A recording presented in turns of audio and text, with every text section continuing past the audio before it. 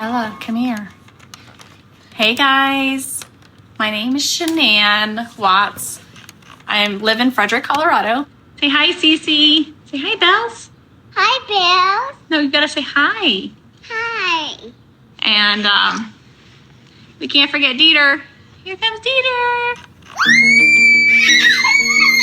Okay, Daddy's not gonna do it if you keep falling off. Baba. When Chris and I got married, we moved out here after visiting, fell in love with the area. It's gorgeous in Colorado. We created a life for ourselves out here.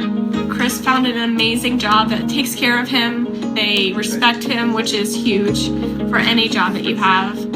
And we love it here. I'm making some Italian cookies today. Gotta be careful because Cece's allergic to everything that we love, like pistachio cookies and walnut cookies. But this guy right here, he's gonna do all the dishes. That's me. I'd rather bake and he can clean. And I can eat it later. See? Nice. We'll come back with Cece and Bella later and we'll do the Here We Go Steelers chants because they love it. Say, go Steelers. All right, guys. I'll talk to you guys soon. Bye.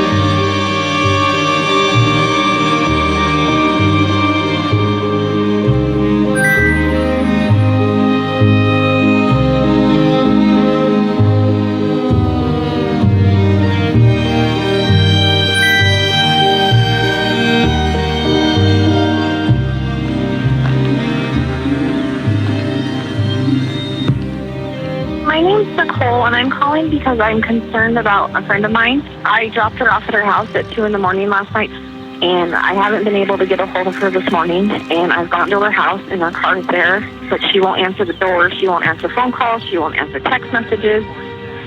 They have 2 little girls, 3 and 4. I mean, there's no movement in the house whatsoever. What's her name? Shanann Watts. Alrighty, we will have an officer come out that way as soon as we can. I would just advise you, to not try to make entry into the house or anything like that. How you guys doing? Hi. You're Nicole? Yes. Okay. What's going on? So my friend, we were out of town for a business trip this weekend, All right.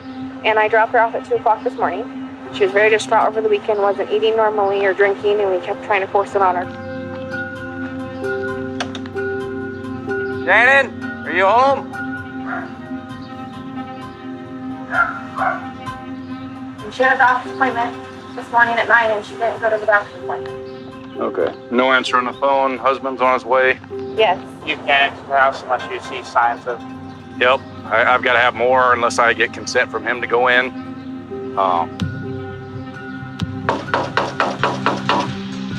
Because it could be grandparents came and picked him up. It could be a lot of things. She left her phone's dead. How you doing? You seen your neighbors today? No? Okay. Oh, we're just trying to get a hold of her. Felt like she wasn't feeling too good. They're just concerned.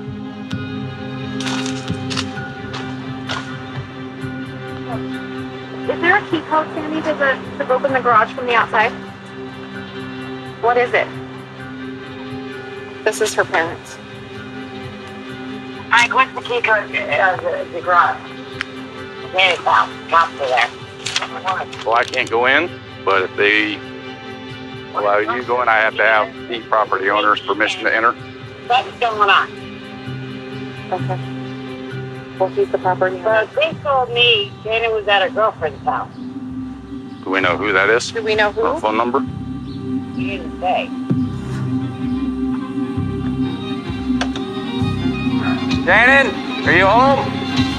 Police department, if anyone's inside, make yourself known.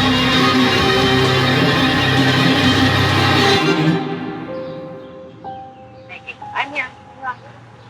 Yeah, get me on the phone. Okay, get me on the phone. Scott, how you doing? How's it going? So this is the only vehicle she would have? Only one that, She would drive? Okay. Can we go in the house? we can. I mean, that's up to him. It's his house. If you guys, Nikki, I'm giving you permission to walk in my daughter's house. mind if I come in, Chris? Yeah.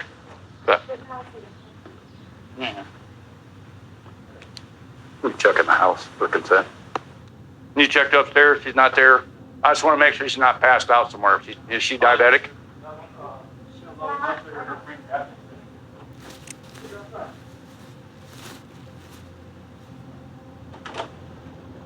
Her parents are out of state?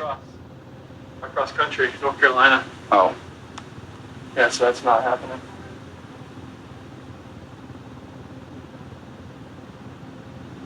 All the girls' blankies are gone. Their blankie they sleep with, they don't leave anywhere without them. good. Nothing else appears to be missing though, just stuff you'd take for a quick trip. Her phone. Her phone's here? Yeah. Her phone's here. Does she work? Yeah, she works from home. Oh, from home? She works, this is her lifeline.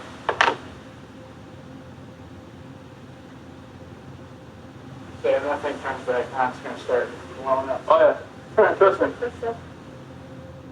It was shut down? Yeah. 131, 80, 19.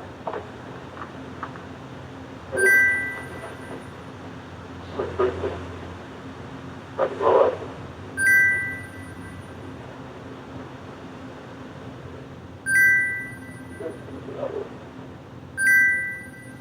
What does she do for work? She works a direct sales company called Drive. This is her purse? That's her purse. It's her medication. She takes these, her medication's still in here. Hey everybody, so I'm gonna wait till a couple more people hop on here.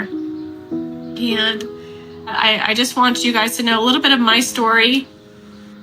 I was in a place for a long time where I felt very insecure. I was married, went through a really awful divorce, and that relationship really took a lot from me. It took my confidence. It took everything. It literally took everything. But I'm not a quitter. And my goal was to buy a house. My family doesn't come from money. We always worked hard for what we had. And so I worked and worked and worked and worked. And I was 25 years old when I built my first house. And that was the biggest accomplishment I felt I've ever done because I did it by myself. I did it by working my tail off. 10 years ago, I went from being super energetic, super happy. I started losing a lot of my hair. I felt like I had the flu all the time. I felt miserable. And then I was diagnosed with lupus, which is an autoimmune disease. I went through one of the darkest times of my life. And then I met Chris. And I couldn't have asked God for a better man. She doesn't ever black out or have seizures or anything like No, that. I mean, long time ago. She got in a car wreck, and they believe that's what happened. But Imitrex is something she takes for migraine. She took more Imitrex this last month than she ever has before, but that's just because she was in North Carolina with humidity and everything like that. She was there for 6 weeks, and we got back Monday or Tuesday, and then she flew out to Arizona Friday morning, and then she got back last night about 2 a.m. Flight got delayed. She left about 11. She got here at 2. Okay. And I went to work this morning about 5:15, 5:30. What do you do? I work at oil and gas in Darko, What do you do for them? operator.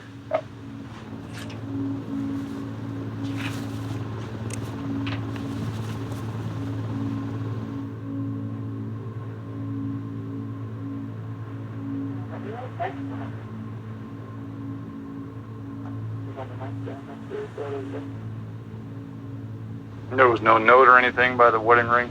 No.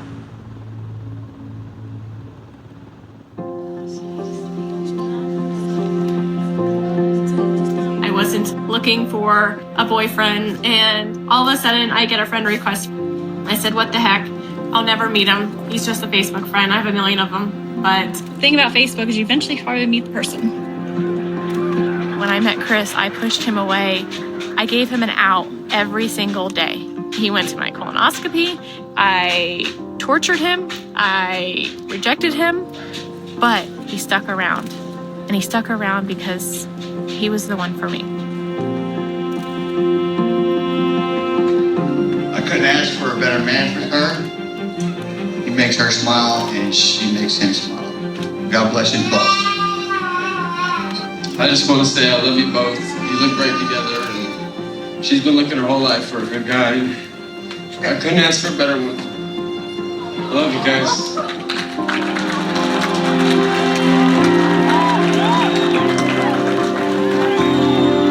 And now we have 2 kids.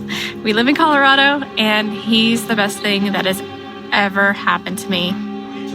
Go eat turtle. I got turtle. Definitely an odd one. The drive around like the normal route that she would be. Where does she normally go to? I mean, just like drive where like she would normally take the kids to school. People that I know that live down, people that live, Kristen lives down that way. I mean, that's the only routes I know she really take. She go to their house frequently, or? And not much, but. Neighbor over there said he has a camera that sees Low out into view. the street.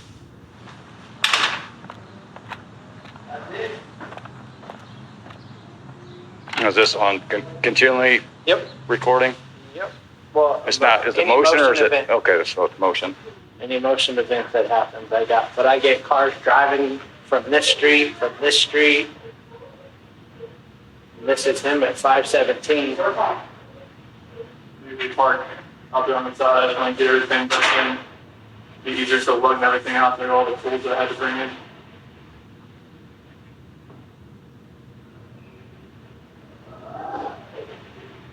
Because if there was any sort of action out On there, his camera, I would have got it. like Right. we had issues the other week when people were stealing stuff out of like garages and stuff like that, and I had parked my truck I up had here. to park right here. Yeah, so someone See if I can anything see where happened. someone tried to jimmy with a flathead screwdriver over there. But yeah, I thought nothing. Nothing for the rest of the day. No, that's it. She's pregnant as well. How far along? 14, 15 weeks.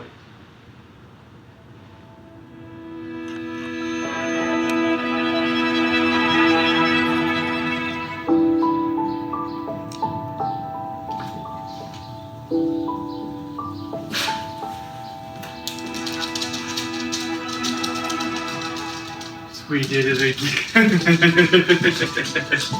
I like that shirt. Really? Really? That's awesome. So pink means, That's just a test. I know, it just says the pink is going to be girls. I don't know. Just a test. That's awesome.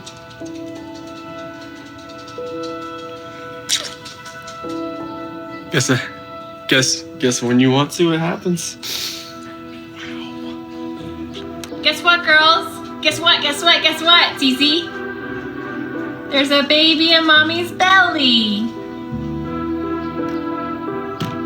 Mommy, my buddy. It's in mommy's belly, you silly. This isn't my belly. Boy, Chris wants a boy. I hope it's a boy for him. It'll make him happy. We go for our first ultrasound at 3-ish, 3:15. And I'm kind of nervous because every time you go, you're like, is there 1? Is there 2? Is there 3? Hey, Bella, how many babies do I have in my belly? 5. Whoa, Whoa. that's a lot of babies. I can't tell you guys how much I am blessed. I was told I couldn't have kids. Is that Cece, Bella? Say Cece. But I had two beautiful girls, little baby monsters, as I call them. She looks shocked. Say hi. Cece doesn't stop, literally. Bella is just now getting old enough to know what she's wanting in life. She wants to be Elsa when she grows up.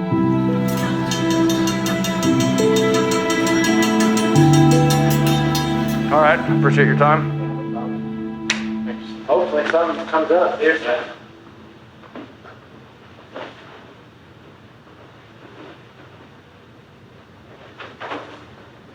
Mind if you just want to go talk to him? I'm going to get his info real quick.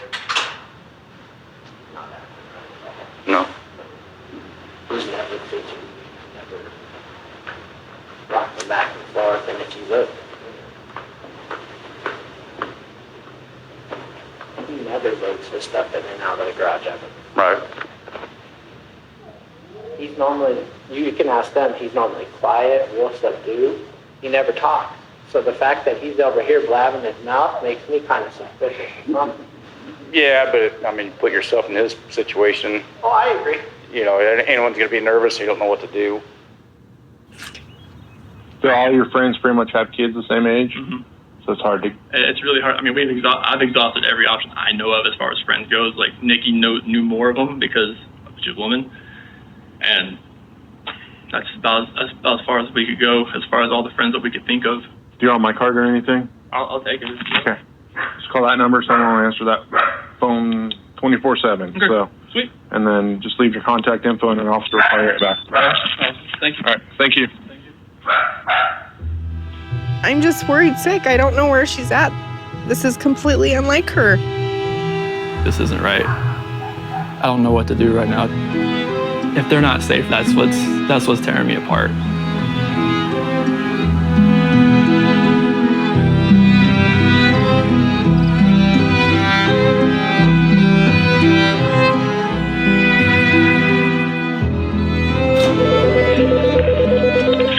This is Officer Goodman, Frederick Police Department. Yeah, this is Chris Mark.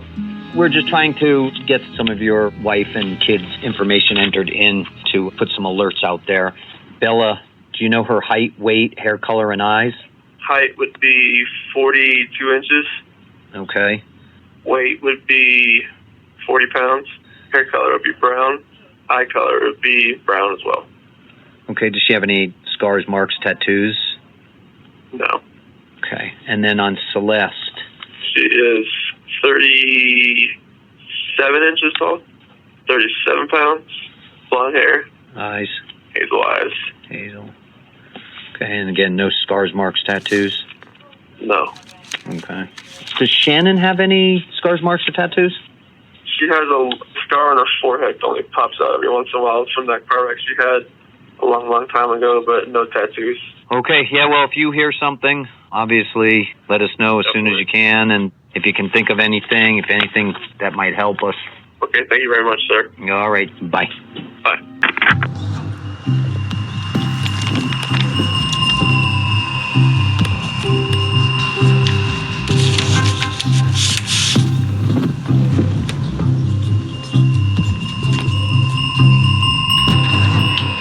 Hi, Officer Williams with the Frederick Police Department.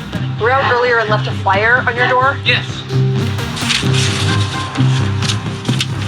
Have you seen this lady? Oh my gosh, no, I've seen it on Facebook. Facebook? Okay. Does she live in the area? She does. Yep. I'll be on the lookout. Anything different over the last, 2 days, 3 days? Odd vehicles, odd noises, odd lights? There was a truck out here yesterday. In fact, that's why I thought you were here yesterday. Maybe someone complained about that I hadn't seen before. What type of truck? It was kind of almost a steel gray. Okay. Don't ask me to make Okay. year. But that was late afternoon. The dad has a great big truck and it's gray. But this one was smaller. Okay. This one was smaller. Hey, Chris. So we need to have everybody step out of the house. Okay. Mostly because we don't want the dog to get confused with all the stuff Correct. that's going on. So you can leave that there. You can leave your camera there? No, I'll bring it Okay, outside. Yeah, I don't want to mess you guys up at all. Because my son has, yeah. Dispatch level 922. There's an upstairs, yep. All the bedrooms are upstairs. You know, maybe I just old-fashioned. This almost seems like this place is a little bit too immaculate to be normal. It's amazingly clean. So you can give me your first and last name. Chris Watts, WATTS. Do you think she just took off? Do you think? I mean, right now I don't even want to just like throw anything out there. Like, I hope that she's somewhere safe right now and with the kids. But I mean, because she just taken off, I don't know. But if somebody has her and they're not safe, like, I want them back now. Yeah, this might be a tough question, but did you guys get into an argument before she left? It wasn't like an argument. We had an emotional conversation, but I'll leave it at that. But I just want them back. Well, police really don't have a lot of information right now. We do know that this neighborhood where Shanann Watts and her 2 little girls live is the last place that anyone saw the 3 missing people.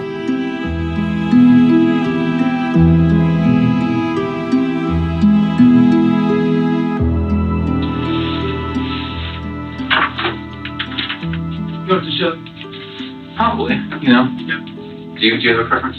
Doesn't matter. Okay. All right, let's do this.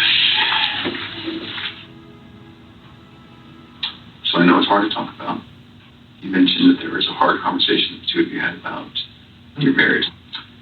Can you really get into that conversation with me? I talked to her about how I was feeling, about how I felt like what's been going on with us for the last 6 weeks, because she was in North Carolina and I was down there just the last week. But just being apart and just like figuring out who people are. It's like the best way for people to really find out who they are is to spend time apart. I agree.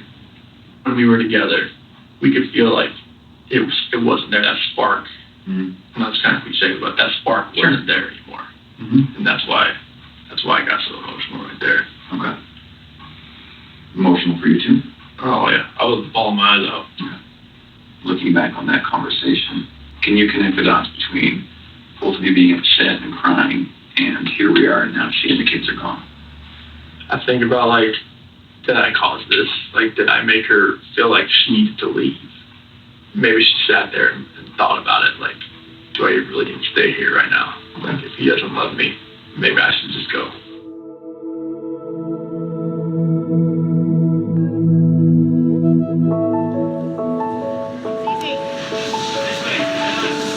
You want to go see the airplane? Bella, Cece, my dad, and I are flying to North Carolina for 6 weeks. We're gonna go spend time with our families and friends and everything else. And Chris will be coming the end of July. One day Chris can travel that long with us. We're going up.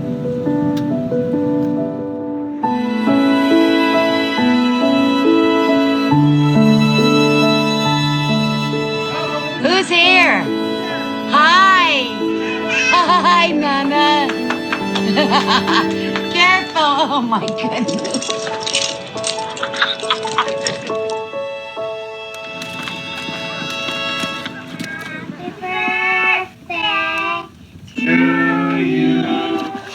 Happy birthday to you. Happy birthday, dear Nana. And Onyx. Happy birthday to you. All right. Wow. Hi there. Hello. Are you Nicole? I'm gonna step out for a minute, yeah. Hi. Agent Greg Zettner with Colorado Bureau of Investigation. Okay. So I understand you and Shanann are pretty good friends. Yeah, Correct. we hang out a lot. We have kids the same age. Did Shanann ever say anything to you about their relationship? I think it was the 2nd or 3rd week she was in North Carolina. She got in a fight with Chris's mom because she went to Chris's mom's house to visit, and I think her name's Cindy. Cindy bought ice cream that has everything Cece's allergic to in it. So Shanann asked Cindy, please do not give this to Cece. She cannot have it.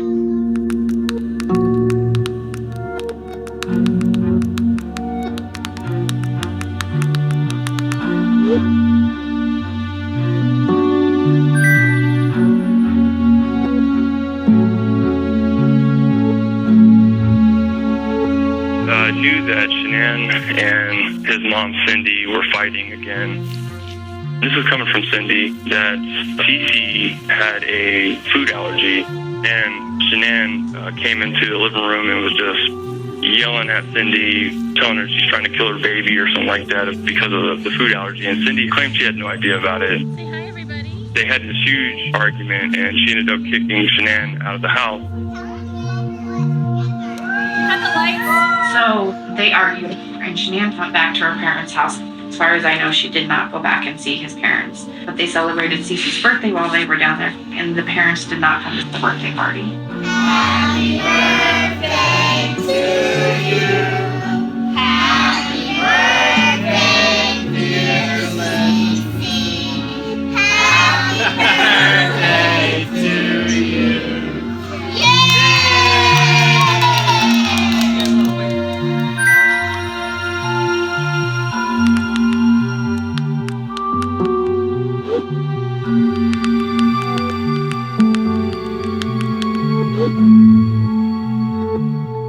There was an incident where she had some ice cream that Cece couldn't have. That kind of drove Shanann to where, like, all right, they can't come over ever again if you're going to have this in this house. And that's why that happened. So I was hurt.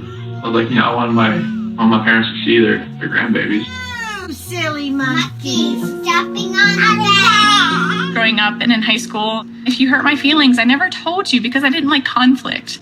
I really wasn't a big conflict person. I always lived for other people until recently.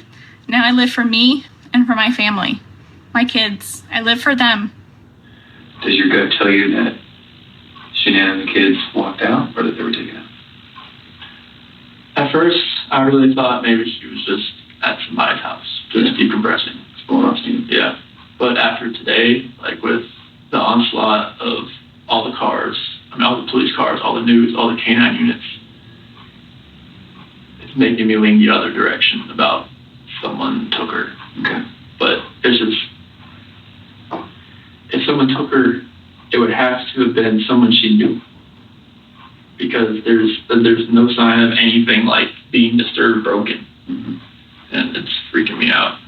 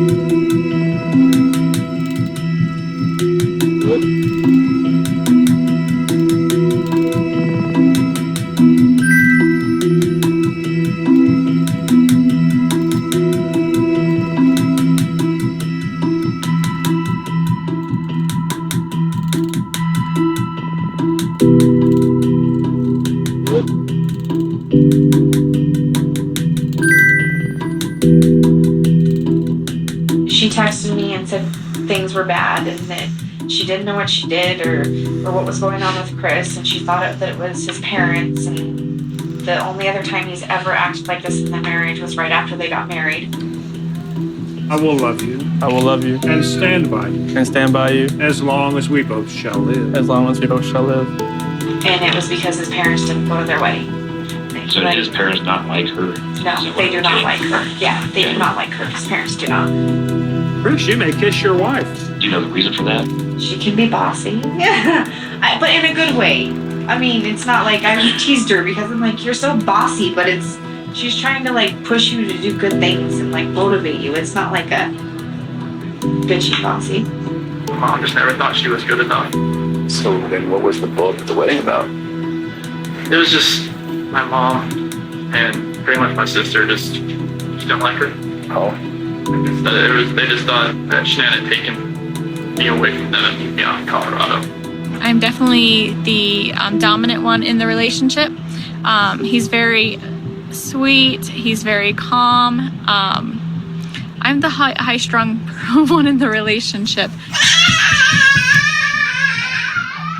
Santa's here, but the kids are freaking out. Hey, Santa, where's your phone? In the garage. I wanted it. Oh. I always say I have more patience for children than I do adults. And I guess that goes for my husband. He's such a great guy to put up with me over the years. Sit down, Santa. Have a seat. I'll try to get the kids.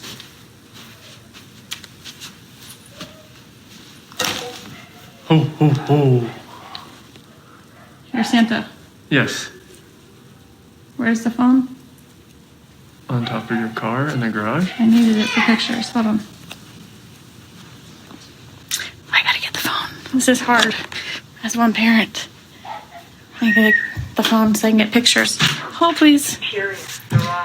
My husband's a genius. Doesn't listen. Is there anyone that you think that maybe your wife got close with? If she did, it was very secret then if that was the case, because I had no inkling at all. No, it wasn't even a suspicion. Okay, not one guy or girl. If that was the case, I mean, I didn't have one suspicion about it. If it happened, it wasn't even I wasn't aware. Now let's talk about you. Okay. I see pictures of you from a few years ago, and I see you standing before me now. Okay. You've gotten pretty fit. Okay. You can imagine when guys start cheating or want to cheat, that's what happens. Yes. Tell me about it. I did not cheat on my wife. I went from 245 pounds to about... You were 245? 245 pounds. And that's great, man. Thank you. And I'm 185, 180 right now. And I've got to imagine that maybe there was a girl that inspired that. No. I have never cheated on my wife. Okay. You know that we have to get to the bottom of this. You know that. Yeah. Okay. Would you take a polygraph? Sure. Okay. My name is Chris Watkins. I'm doing my speech on relationship deterioration and repair. You have to ask yourself 3 questions when you're in a relationship. Do I have a desire to keep this relationship going? Do I have a moral obligation to stay in this relationship? Or is it a necessity for me to stay in this relationship? Or sometimes a necessity could be children. Sometimes when you have children and your relationship starts to deteriorate, a child could help repair it. When somebody is not faithful to the partners realize that the relationship cannot be sustained. Gradual would be if you met somebody at work or a new friendship has occurred and you, as it goes on, you see that, hey, maybe this relationship has more potential.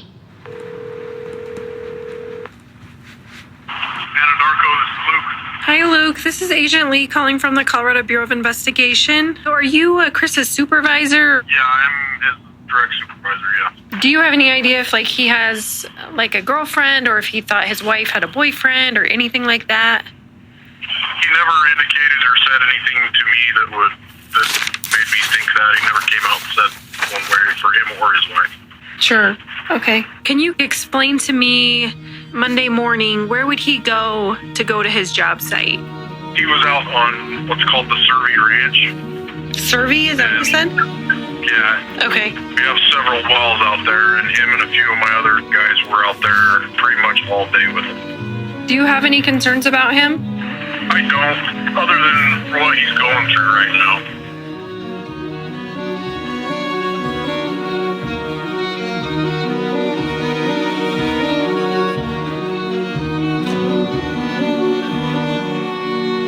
So go down the sheet right here, Chris. Sit on this? Yep, I know.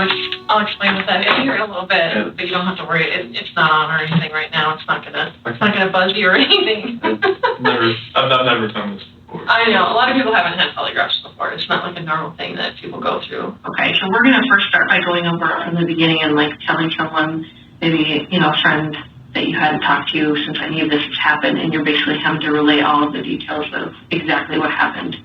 So I woke her up after I got ready and everything, and then we had talks about the selling the house and about separation. Did she accuse you of anything? I mean, being a woman, she's like, is there somebody else? I'm like, no, there's nobody else. I mean, this is me talking to you about this. Isn't it like somebody came into my life and took me from you? This is, me talking to you. Okay, so I want you to have confidence in the fact that you had nothing to do with this disappearance. Like, we're going to find that out today. And obviously, I mean, I hope that, you know, if you did have something to do with their disappearance, it would be really stupid for you to come in and take a polygraph today. Exactly. Right? Like, it would be really dumb. Like, you should not be here right now sitting in this chair if you had anything to do with Shanann and the little girl's disappearance. Okay? We're just handing out flyers on this missing person. Okay. If you see them, know them, or if you have cameras on your house that might have seen something. That's a mess. It is. Do they think she's in the area? We don't know. I got nothing for you on that one, so. Flyer with the missing lady and her kiddos. You know her? There's a phone number down there in the bottom if you just want to give us a call if you find out anything, okay? Police are canvassing a small town with a big mystery. The disappearance of a pregnant Frederick woman and her 2 children has captured the nation's attention. This is a very visible effort on the part of Frederick police to make sure the word is out about Shanann. Obviously, they said, we want to leave no stone unturned. We don't want to rule anything out. Neighbors I talked to say this is scary. They want some answers, but right now, all we have are a lot of questions. I'm just concerned, and Shanann, if you're hearing this or you're out there, please let somebody know you're okay. The coolest thing about this is right now, there's only one person in this room that knows what the truth is. And in about 5 minutes, there's going to be 2 of us. So that's the coolest part, okay? And then I can go share that with them out there. Okay? Okay. The test is about to begin. Please remain still. Regarding Shanann's disappearance, do you intend to answer all of the questions truthfully? Yes. Is your first name Christopher? Yes. Did you physically cause Shanann's disappearance? No. Are you lying about the last time you saw Shanann? No. I really need your breathing to be normal. Okay, You are like all sorry. over the place. So. I'm sorry. That's okay. Like sometimes I feel like I'm not breathing enough and I'm like, like that. I don't want to do that. So. Yeah. Before 2018, did you ever say anything out of anger to a loved one? Yes. No. Do you know where Shanann is now? No. Did you physically cause Shanann's disappearance? No. Are you lying about the last time you saw Shanann? No.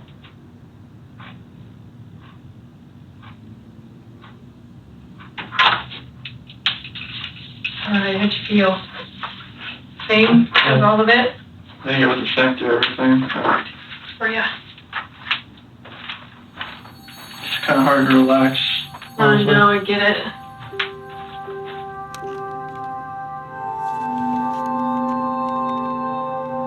I'm in North Carolina. Those of you that are watching, go get Uncle Frankie. Go get Uncle Frankie. Go get him. Shanann, the kids were in North Carolina to see my family and obviously her family, and just kind of like, because they haven't seen the kids in a while. And I was here just going to work and working out and just keeping the house up. Can I see, CC? Cece, let's the fella have CC, one. let me see the frog.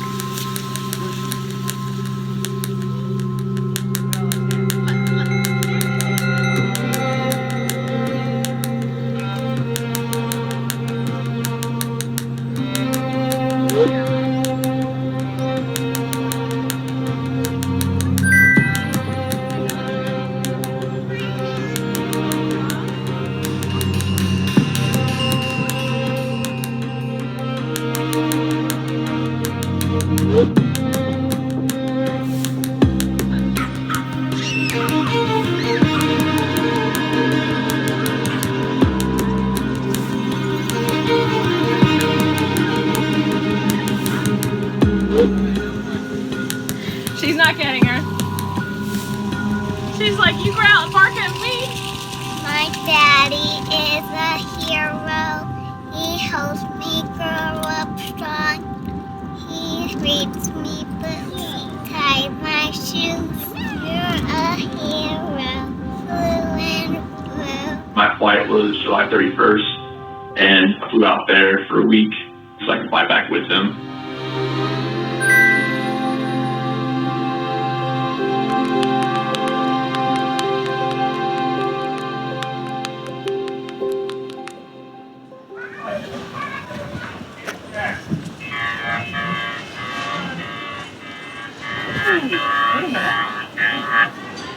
Can't run. There's the best way to send love. Now I can hug you. Come here. Come here, little girl. Hey. Hey. Airplane. I know. I did.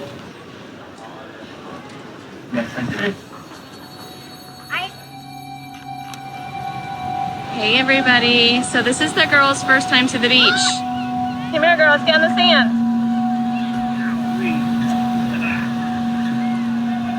You like the sand, Cece? Yeah? You wanna go by the lifeguard?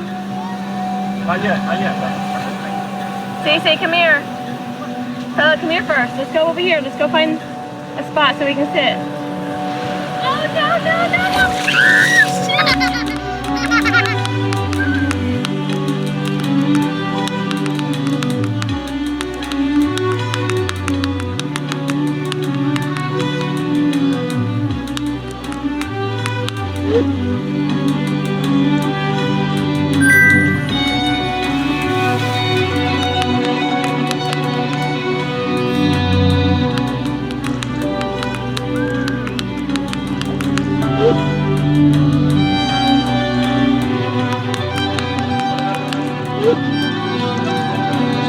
Chris, turn her slightly this way. I want to get her shiver. Turn her slider this way. Good job, Dee. No, Cece, let Papa hold you. All right, Cece.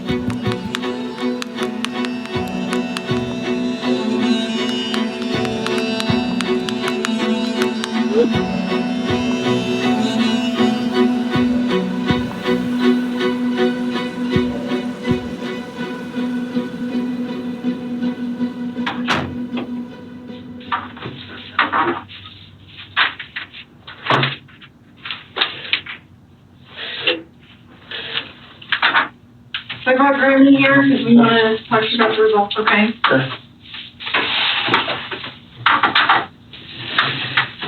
So, it is completely clear that you were not honest during the testing, and I think you already know that.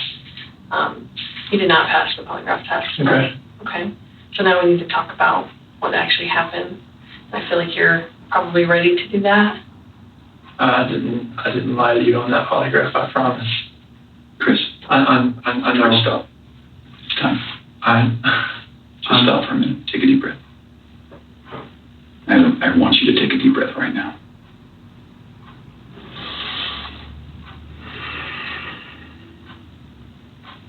There's a reason you feel sick to your stomach. And when people hold stuff inside, it makes you physically ill. And I can just tell on your face, I could tell from the second you walked in that you were wanting to just come clean and just be done with this.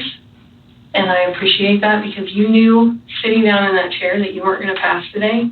And you knew I was going to find out because I told you that. And then you continued to stay knowing that you could, at the end, say, you know what? I just need to get this off my chest. Like, I just need to tell you what happened. We're not here to play games. We're not here to do any of that with you. We just want to know what happened. So can you start from the beginning and tell us what happened?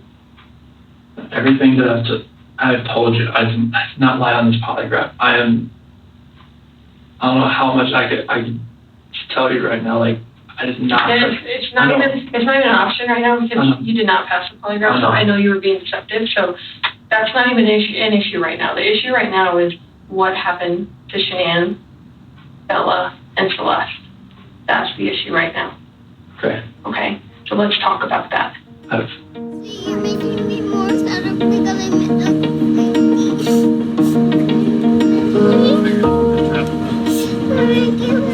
What's wrong, baby? Miss Uncle Frankie? Where's the truck going?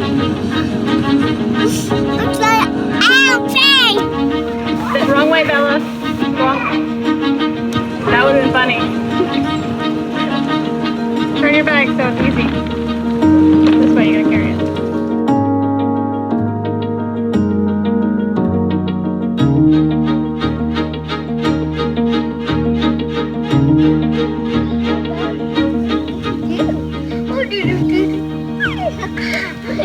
I did it all day. I love my guitar.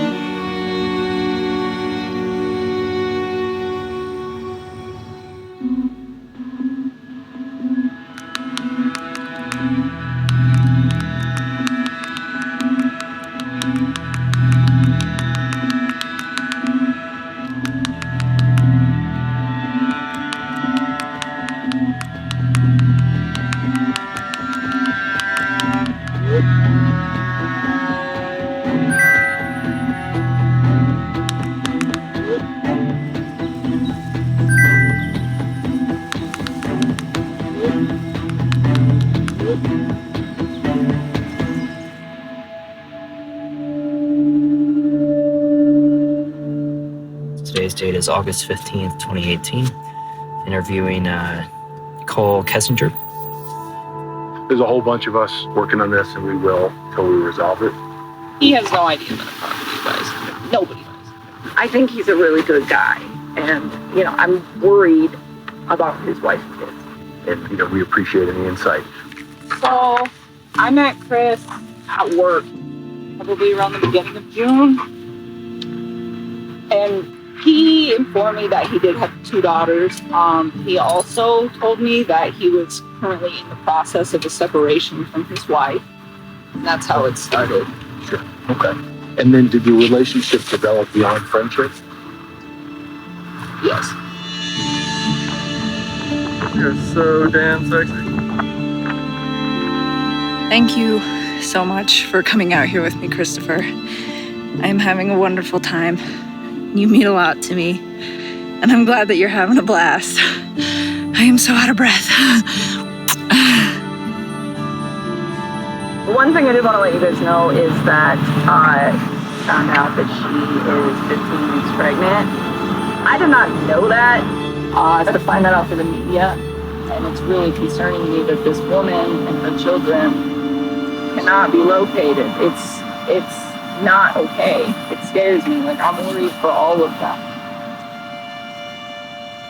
This is where the rubber meets the road, Chris. Like, don't let this continue any longer, please. I'm not trying to make anything continue. Like, I want them back home, like. But you know they're not coming back home. You know that. I don't know in the back of my head. I hope they come back home. But you know they're not. I hope they come back home. Mm-hmm. We just can't figure out why there's 2 Chris's. So we need to talk about that, okay? I cheated on her. I know. That 5 weeks I was alone, I was with her most of the time. She's a wonderful person. I mean, she knew I was married, yes. And I told her we were going through issues, yes. And I told her that we were going to get, at the end, like, you're going to get separated. Like, once I figured out what that was, I didn't know what that was going to be. I saw her, took my breath away, and I'd never thought in a million years that could happen. I'm not proud of it. She accused me of it. I denied it. I didn't hurt her. I cheated on her. I hurt her emotionally. I cheated on her. Here's the challenge that we have. We knew about Nikki, and so we didn't need to ask you about her in the polygraph. I don't think this girl did anything to hurt anybody. We leave her out of it. Okay. Get back to your wife and your daughters. Okay. These are your baby girls. And you have not shed one tear. Don't look into that like I don't love my Well, kids. tell I love me, my explain wife. to me. You're crying with your wife that you're leaving her, Yeah. but you don't cry that your two little baby girls I'm are hoping with they're you? still around somewhere. I'm hoping they're still somewhere. Yeah, but you alive. don't have them right now. You're I not know. reading stories to them at night. I know. You're not giving them midnight snacks. I love those girls to Then death. show us that. Show us that. Chris, did Shanann do something to them? No, I don't know. I'm serious. I have no clue. No, you would have known. 'Cause they didn't leave the house. Did Shanann do something to them, and then did you feel like you had to do something to Shanann? Chicks are crazy. Can I talk to my dad or something? Absolutely. Come. Do you want to bring him in here? No, I just need to talk to my dad. Like, flew across the country. Chris, how about this? If we brought your dad in here, would you please tell him what happened? Can I just go talk to him? I've been here for like 5 or 6 hours, and I'm late. Absolutely. He deserves an answer. It's your best friend.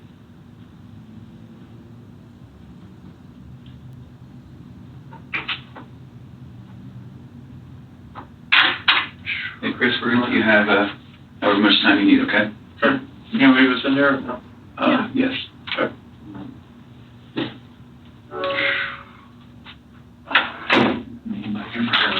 I know. Tell us what's going on with anything, or? It's polygraph. Failed it. Yeah, because there's too much emotions. So, I mean, they're not going to let me go.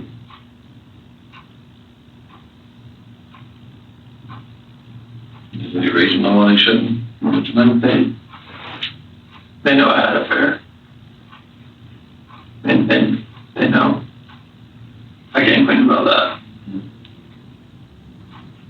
Anything else you want to tell me? What's going on? Or what happened or anything? If you know anything about it?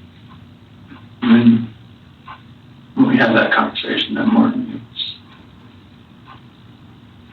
it was emotional and told her about separation and everything like that. Mm-hmm.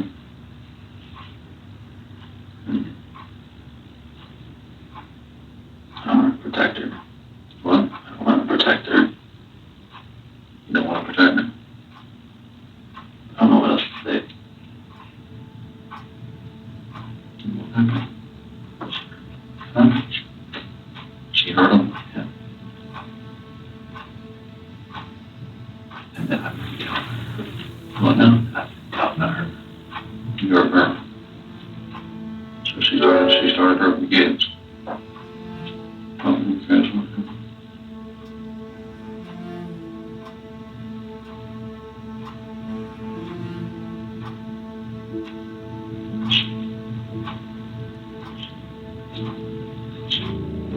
She smelled it.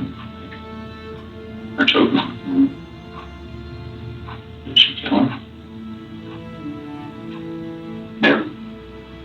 They're blue. Both of them. She choked both of them to death. I forgot the champagne.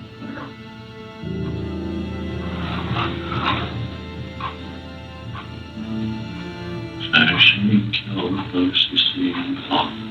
Choked them to death.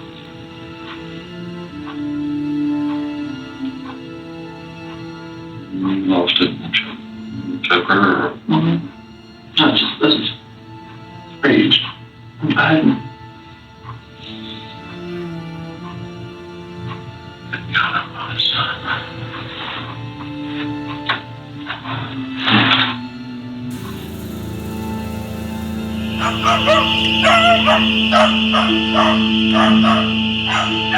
I am live right now outside the home of Chris Watts and Shanann Watts, and you can see behind me, police are here right now processing the evidence inside the home. Folks are here to pick up the dog. I'm going to catch her first. Police have been towing a truck that was parked just a couple of houses down. We didn't know it was connected to the house, but they towed that as well. And they just came out with the family's dog in a cage. Police also went in there with evidence bags.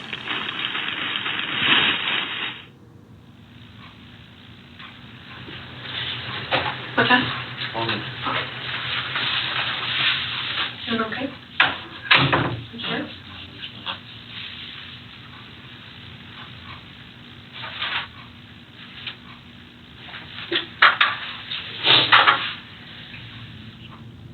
The hard part. We haven't left details where they're at. We can help you get them out of the cold. They're gone. There's no bringing them back. Well, where are they?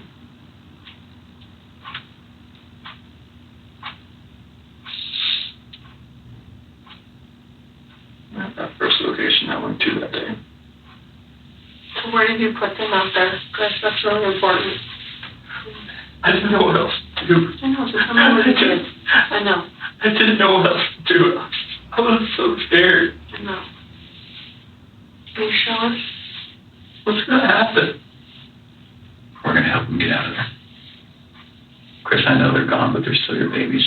And you're still their dad. And you don't want them out there. I don't want them out there. And you don't want someone else to find them out there. You don't, I promise you. Will you give us a second so we can kind of get some things arranged? Can you do that? Ronnie, do you mind staying in here with him?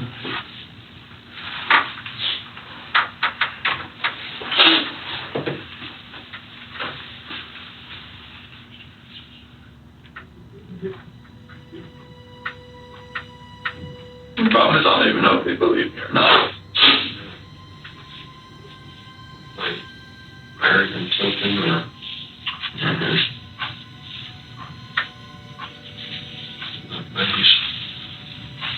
That's not the horror about their freaking oil tank.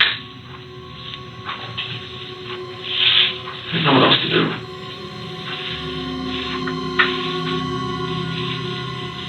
Please, God. Forgive me.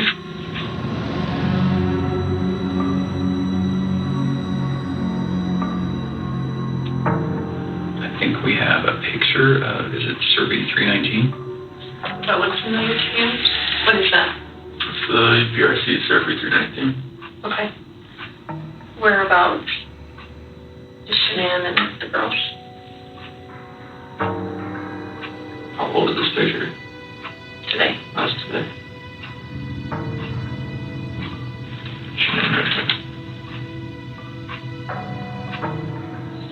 The S for Shanann. Okay. And where are the girls at? Mm-hmm. Are they in the tanks? They're like, it's just a hatch in the top, and they're like 20-foot tanks. There was a sheet found down here? Mm-hmm. Where's that from? That was what Shanann was wrapped in.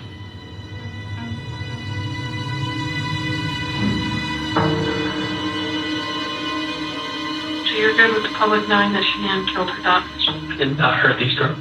Are you okay with the public knowing that Shanann? Yeah, because I did not hurt these girls. What it looks like is that you found a new life, and the only way to get that new life was to get rid of the old life. And I think that you killed these girls before their mom came home, and then killed Shanann. It just doesn't make sense. It just doesn't add up. So either you're this monster that says, I just want this young, hot girlfriend, so I'm going to kill everyone and hope it works out, or something. So I think we're very, very close to the truth, but not quite there yet. So if you're not that monster... I'm not a monster. I didn't kill my babies. Okay.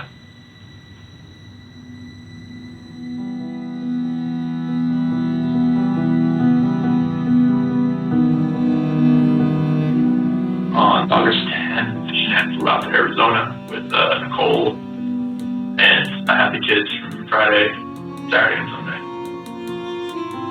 How long do you know Shanann? 3 to 4 years, I would say. So you guys, was there like a convention this last There weekend? was a training in Arizona Okay. that some of the top leaders of the company were putting on. Okay.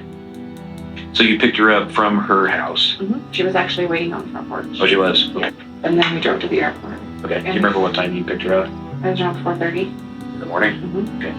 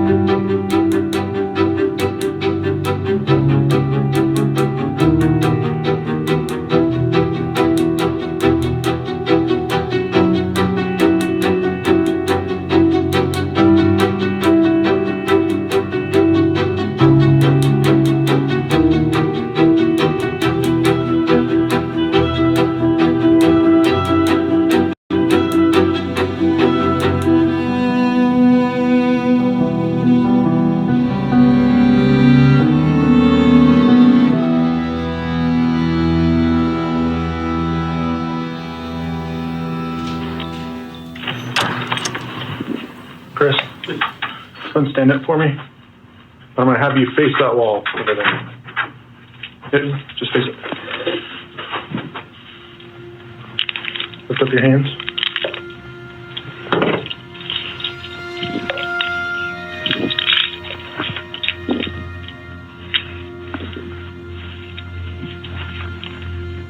In just the last 10 minutes, we have confirmed that Shanann's husband and the father of her 2 children, Chris Watts, has confessed.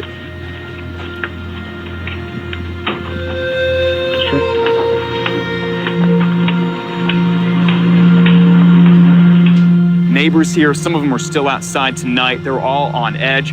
They are saddened by this horrific news, if this indeed is the case.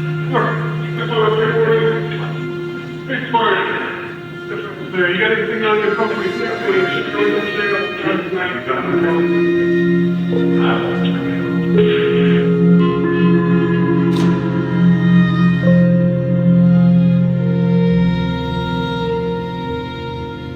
At this point, we have been able to recover a body that we're quite certain is Shanann Watts' body. We have strong reason to believe that we know where the bodies of the children are, and recovery efforts are in process on that. This is absolutely the worst possible outcome that any of us could imagine.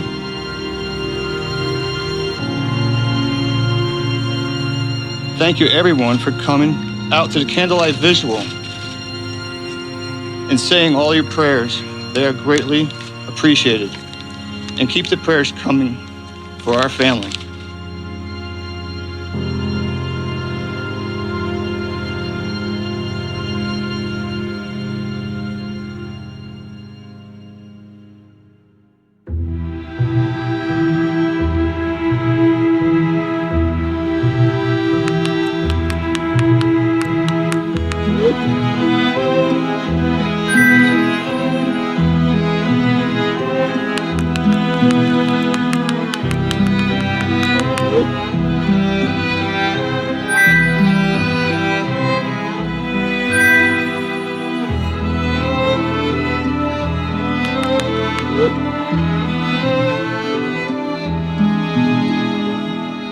You talk about children, and he's got his own kids, and that makes you kind of uncomfortable because you'd like to have your own family.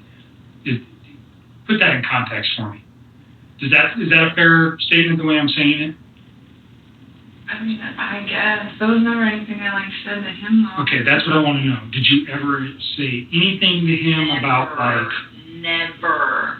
anything about his kids being a problem? Anything about his wife being a problem?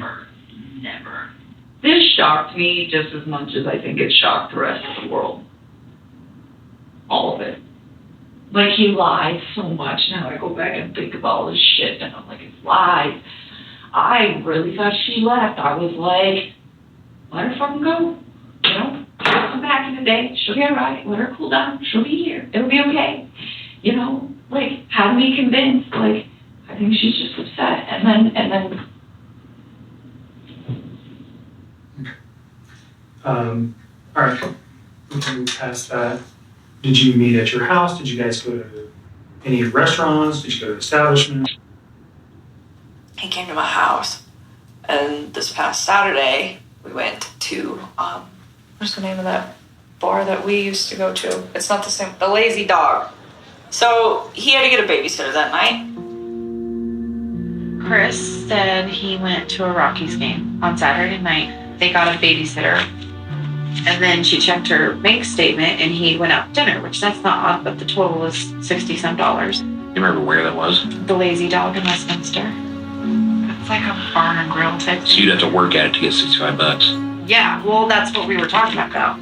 So then she gets off the phone with him or whatever. When we come back, she's upset and she was like, well, what did he spend that on? And I don't know. And she looked up the menu and he said he had salmon and a beer. And she's like, that's only like $30. Where's the other $40? So then she started going through their bank statement to see if there was any credit charges while she was gone.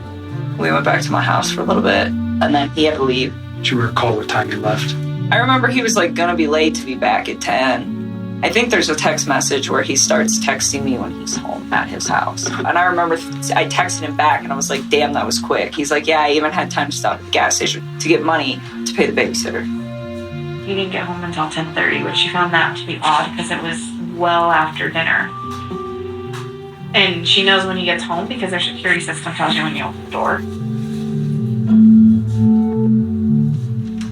A Colorado man charged in the murders of his pregnant wife and 2 daughters will be back in court today. But in an unsealed affidavit, he says he is not the one who killed his children. I was just hoping he would be man enough today and just be like, you know what, this is what happened. There's no doubt in my mind my sister would never, ever, ever hurt her children. She loves her kids, loved her more than anything in this world. Chris Watts learned that he could get life in prison without the possibility of parole or death. Lots of you have asked about when the death penalty decision will be made. That is not something that's going to happen even in the next few weeks. There is so much being said online in the dozens of Facebook groups and the tens of thousands of followers of these Facebook groups, these members. Everyone is tearing each piece of interaction between this couple apart. I just have to wonder if she even wanted Bella and Cece. Her parent-raising ideas were disturbing. The one that I would label the narcissist is Shanann. I think she drove him to lose his shit. Oh my God, she did not drive him to lose his shit. She did. You don't know what went on. She did, Laura. She did. She drove him insane. Come on, why are you victim blaming? She was a bitch. There are people out there who believe he is innocent. And those conspiracy theorists are using social media to relentlessly attack Shanann's family. Shanann's father, Frank Ruzek, says his daughter and his grandchildren have been ridiculed, demeaned, slandered, and mocked in the most vicious ways you can imagine. Please just stop. Get on with your lives. Leave ours alone.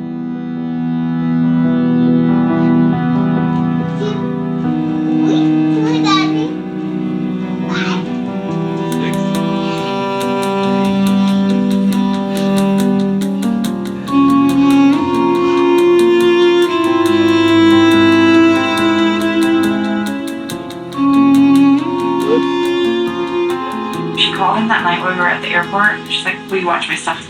I'm gonna go talk to Chris real quick. And she came back and it couldn't have been more than 5 minutes. It's like, are you okay? She's like, no. She's like, I haven't talked to him all day or hardly at all this weekend.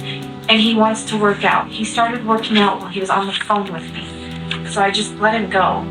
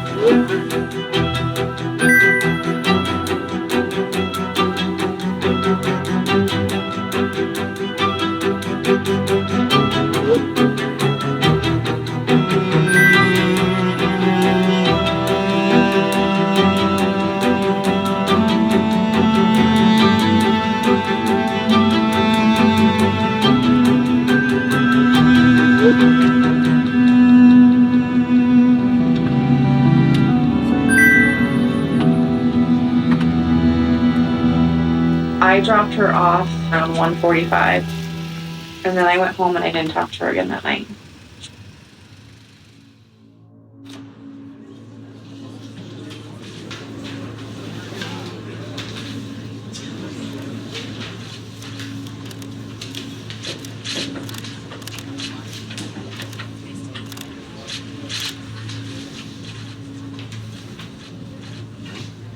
Good afternoon, everyone. For those of you who were not present in the courtroom today, I want to take a minute to summarize the nature of the proceedings on People versus Christopher Watts this afternoon. Mr. Watts entered a plea of guilty to all 9 counts. Those counts include murder in the first degree after deliberation as to Shanann Watts, murder in the first degree as to Bella Watts, murder in the first degree as to Celeste Watts, unlawful termination of a pregnancy as it relates to Nico Watts, and 3 counts of unlawful tampering with a deceased human body. As a result of his plea of guilty, he will not face the death penalty. Sandy said it very, very poignantly to me. He made the choice to take those lives. I do not want to be in a position of making the choice to take his.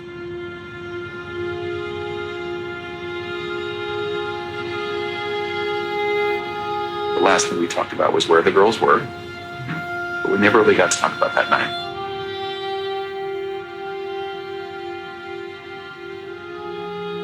She got home like at 2 o'clock. I just had a feeling that she knew like what was going on. What I did Saturday night was the last straw. Going out with somebody and using an actual bank account card and just like not trying to hide it at all. I felt her get into bed. She started rubbing her hand on me and we ended up having sex when I woke up later on in the morning. Like, you know, I pretty much, you know, told her, like, you know, I didn't think it was going to work anymore. And she was like, what was last night, you know? And she's like, I knew there was somebody else. I knew there was somebody else. I couldn't just say, yes, there is somebody else. But then she's like, you're never going to see the kids again. You're never going to see them again. Get off me. If I never met Nikki, would I ever have thought our relationship was bad? Probably not. So when did it turn? I told her I didn't love her anymore. That's when it happened. What happened? She told me to get off her and that's when it happened.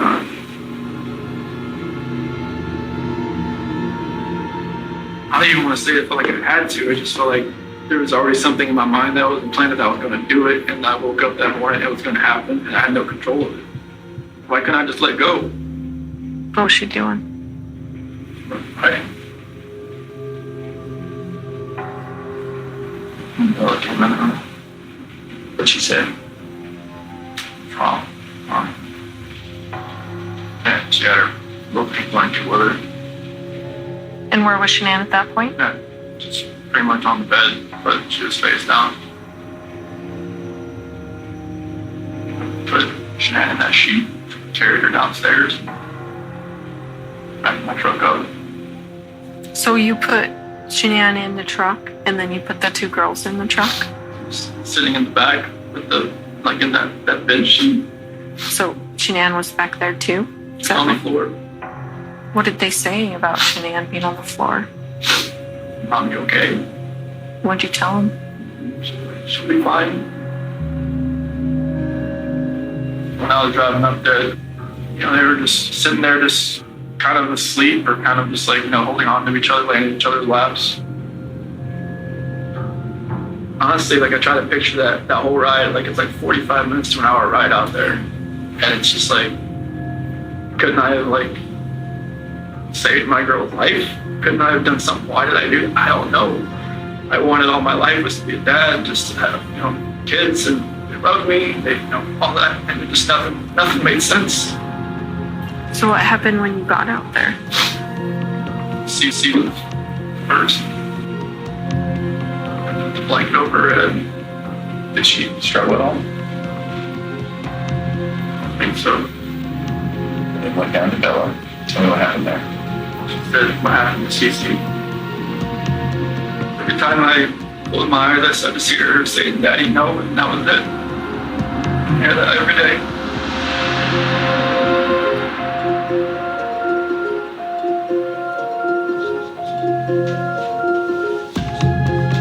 After he disposed of their bodies, he made several phone calls. One was to the school, telling the school that they were being unenrolled.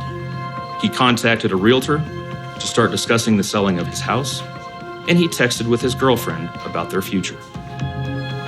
None of this answers the questions of why, however. If he was this happy and wanted a new start, get a divorce. You don't annihilate your family and throw them away like garbage. Why did Nico, Celeste, Bella, and Shanann have to lose their lives in order for him to get what he wanted? Your Honor, Sandy Bruce would like to address the court. I wanted to say thank you for this moment. We loved you like a son. We trusted you. Your faithful wife trusted you. Your children adored you, and they also trusted you. Your daughter Bella Marie sang a song proudly. And I don't know if you got to see it, but it was, "Daddy, you're my hero." I have no idea who gave you the right to take their lives, but I know God and his mighty angels were there at that moment to bring them home to paradise. Thank you, Your Honor.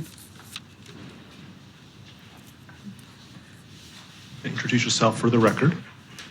I'm Cindy Watts. I am still struggling to understand how and why this tragedy occurred.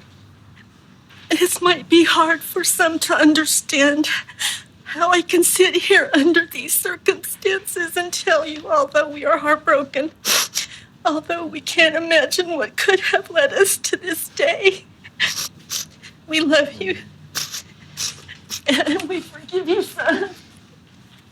Mr. Watts, as I indicated when we began, you have the right to make a statement if you choose to. Would you like to make a statement? No, sir. This is perhaps the most inhumane and vicious crime that I have handled out of the thousands of cases that I have seen. And anything less than the maximum sentence would depreciate the seriousness of this offense. Deputies, I would respectfully ask that you take this defendant into custody and have him serve the rest of his life in the Department of Corrections.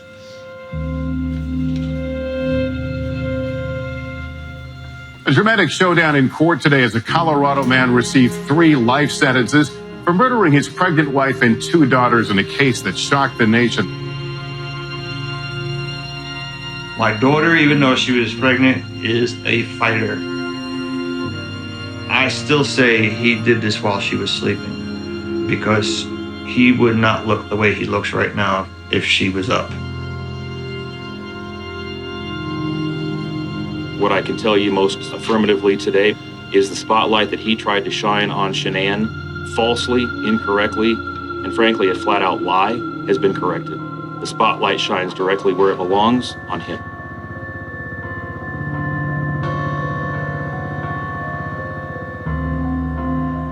Cece, my name's Nicole, and I'm calling because I'm concerned about a friend of mine. Scott, how you doing? How's it going? All the girls' blankies are gone. Her phone's here. This is her lifeline.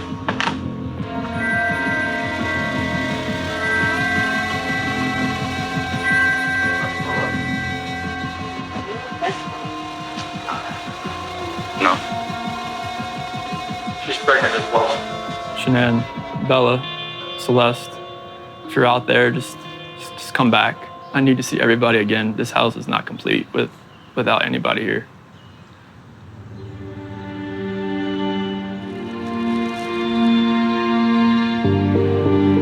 I can say at the end of the day, I've done everything in my heart and my soul that I could do to make my family's life better and to give my family what they deserve. You guys are so silly. Okay, let's go to school. Because of my health challenges, because I got so sick, I let him in. He only knew me at that time. He knew me at my worst, and he accepted me. We're not promised tomorrow, you know? We're not promised anything. Oh my goodness. But to be able to enjoy our children and every crazy moment. I love you. I got the baby a hug. You want to give the baby a hug? It can be super crazy, but I love them.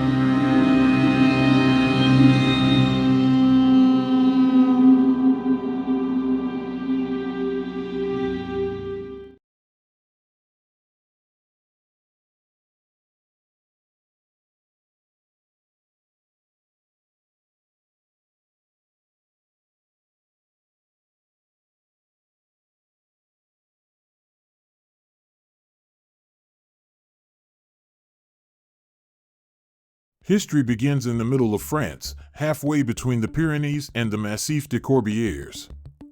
Estagel is a town of just 2,000 inhabitants, located about 20 kilometers from Perpignan. It's a traditional village. Like in the Eastern Pyrenees, with its village square, its church, its small alleys. It's a village where it's very hot, usually in the summer. Crushed by the sun, in the middle of the vineyards.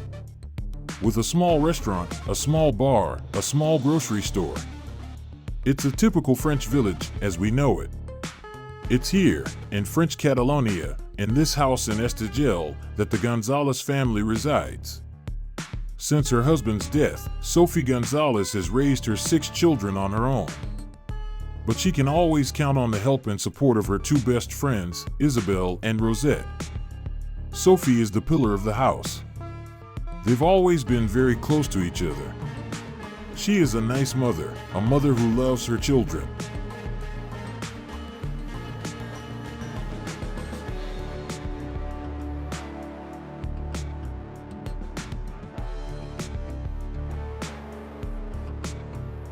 A large family, where Priscilla, the 4th child in the family, occupies a separate place. A little girl who, unfortunately, was born in 2001 with serious health problems, as Sophie, her mother, tells us. She began to notice her disability at the age of 2 because Priscilla couldn't sit or walk. She had no strength in her muscles. According to the clinic, Priscilla would never have walked. It was pretty hard news for them. They couldn't resist it. So as parents, they gave a lot of love to Priscilla. For Sophie, the outcome of this illness is not a fatality. She does everything she can for Priscilla. Also, she did everything she could to make her walk. And after about 4 or 5 years, Priscilla began to walk. The clinic saw an improvement. It was a difficult fight, but she managed to do it, because today she walks, she runs. A great moment of happiness and pride for Sophie and the whole family. Even though she was a teenager, Priscilla was still a very fragile child. Priscilla had a problem with her speech. She would talk a lot, and her family was used to taking care of her constantly. They were all very close to Priscilla.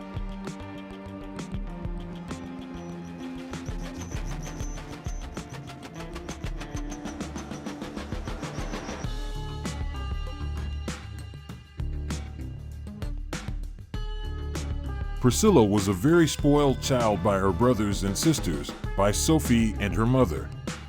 They were very affectionate. They were always behind her. She was the princess of her brothers, sisters, and mother, as they are a very united family. It was their sunrise. In the spring of 2019, Priscilla was just 18 years old. She led an almost normal teenage life. In the streets of Estagel, everyone knew her and she was loved. Anyone she met in the village would say hello. She would help the little old people to carry their shopping bags. Everyone loved this child. She was a little girl who had a lot of joy to live. Thus, Priscilla's carefree life came to an end. A family of the most beloved, and this joy of living at all costs, which made the happiness of those close to her. Until this early summer of 2019. On this Sunday, July 7th, the sun is shining and there is a very special atmosphere in the streets of Estegel. Sophie Gonzalez, the mother of the family, is not there. She went to Perpignan for the weekend at a friend's house.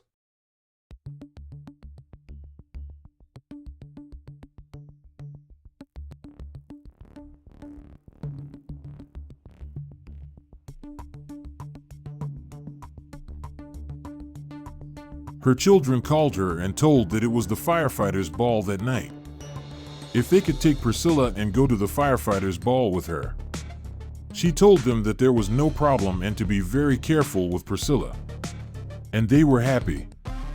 They were going to spend a moment as a family at the village festival. Everyone is looking forward to these festivities. The firefighters' ball is the village's first summer festivity. Not only the villagers go to the Estegel Firefighters Ball, there are also tourists. It is a festival that brings together all the inhabitants of the village, both young and old.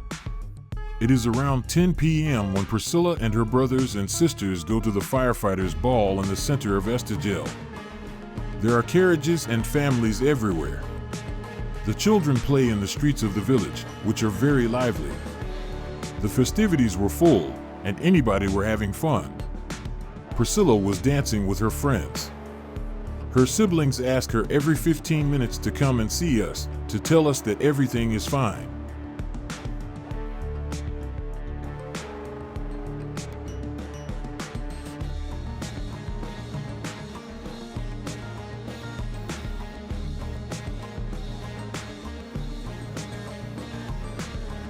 They take a look to see if they can see her in the distance. Before the end of the ball, she comes to see them half an hour before to tell me that everything is fine. Then she comes back with her friends who are next to her. It is a little over midnight on this Sunday evening in July. Danny Gonzalez doesn't know it yet, but in a few minutes, her entire existence and that of her family will change into horror. When the ball ended, she was no longer there. She was no longer in the village square. She was no longer in the ball area. Immediately, her big brother starts looking for her. Here are a few minutes. She was still there among the crowd, coming to the party. So, where did she go? They look around the ball to see if they can see her. But they couldn't. After that, they go home to see if she went home or not, just in case. And that's when we see that she's not there. She's not at home, and they don't know where she is. And then the anxiety starts to rise, as it can rise for anyone, but even more so for Priscilla, who we know is fragile. For her loved ones, there must be an explanation. And then they start looking everywhere in the village. They knock on all the doors, they try to find out where she can be. They turn and turn in the village, they can't find her anywhere. Neither at her friends nor in the village streets. They ask everyone who saw her.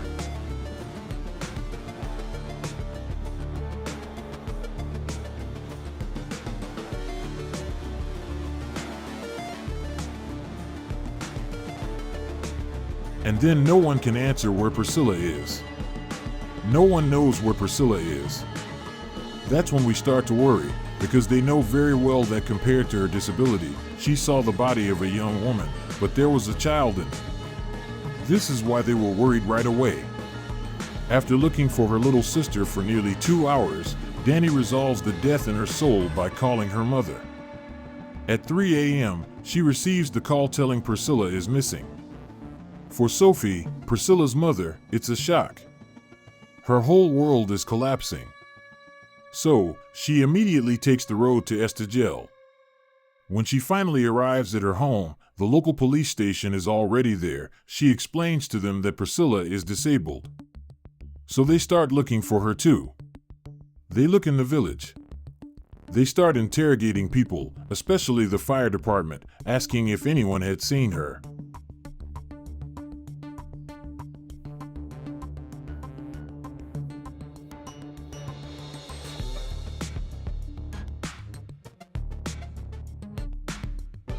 Maybe something worse happened to her.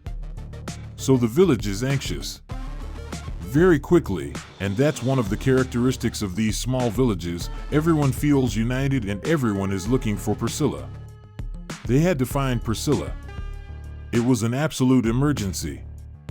In the space of a few hours, the small Catalan village no longer has the same face as it did the night before. Everyone is worried. It's getting out of hand. It's completely darkening the fire department, the festive side of the village. Right away, they go from a party to hell because a girl disappeared at the fire department.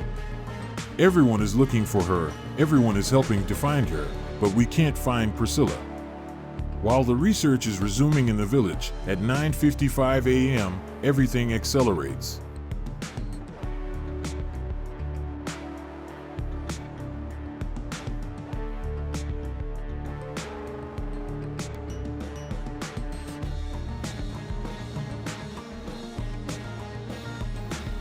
Like every week, a resident of Estegel goes to the cemetery to pick himself up from his wife's grave. But as he walks through one of the alleys, a few meters from the entrance, he stops. He discovers a horror scene, a gruesome scene, an unimaginable scene of a young girl with a gorge, wearing clothes. The man is frightened, totally frightened. He doesn't expect to find her in this cemetery. He warns the police immediately. He tells them to come quickly because he found the body of a young girl between the tombs of the cemetery. The alerted gendarmes immediately go to the cemetery. We are in an atypical place, in a cemetery. Within a few minutes, investigators freeze the entire perimeter. And they begin the examination of the crime scene. The victim's body is lying in the shelter of the watchtowers behind a tombstone. The victim bathes in her blood. She has wounds on her neck.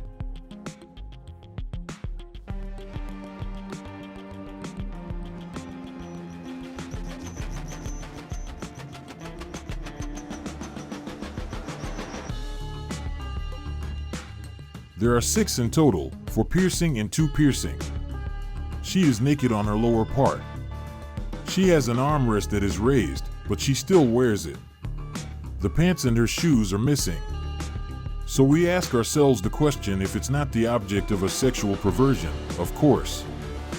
We are dealing with a young girl who died in conditions of extreme violence in a cemetery. If it wasn't reality, it could be the subject of a horror movie. This murder is of an incredible savagery. The gendarmerie redoubles its efforts and continues its search between the tombs in search of the slightest clue. They will discover, about 20 meters from the body, hidden in a nest, the pants and the shoes. A major discovery, because these clothes correspond to those described by Priscilla's family at the time of her disappearance. From then on, there is no doubt. It was the teenager who was savagely killed. They searched everywhere, except in the cemetery, which is 2 steps away from her home.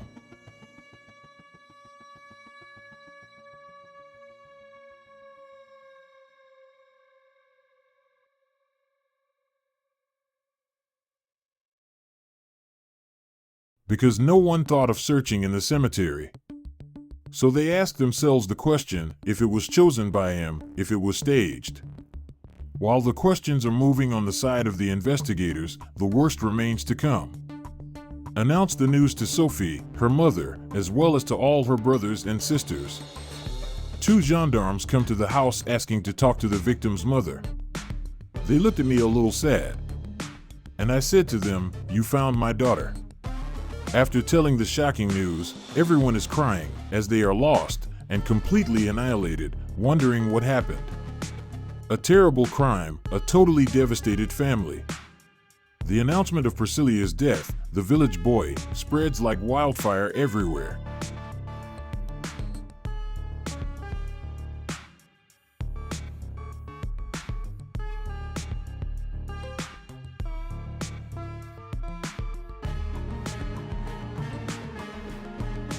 We had a mother in sadness, children crying. They can't stop crying. People said they lost a ray of sunshine. They are in a small village. Everything is beautiful. Everything is radiant. It is the light of summer, the innocence of summer. And then, like in a beautiful summer sky, a terrifying storm comes. And there is something of the order of horror. A young girl choked up in a cemetery. Who did this? In this early summer of 2019, bathed in the sun, the population is completely devastated. The very same day, the case is already one of the news. The stupor in a village in the Eastern Pyrenees. In Estagel, near Perpignan, a visitor who came to gather on a grave this morning discovered in the town cemetery the body of an 18-year-old girl. Priscilla, killed by several stab wounds, had disappeared at the end of the evening after the firemen's ball. At the time when radio and television rushed to the village, the investigators did not leave the cemetery. Around the crime scene, they pinched each square centimeter of the girl's hand.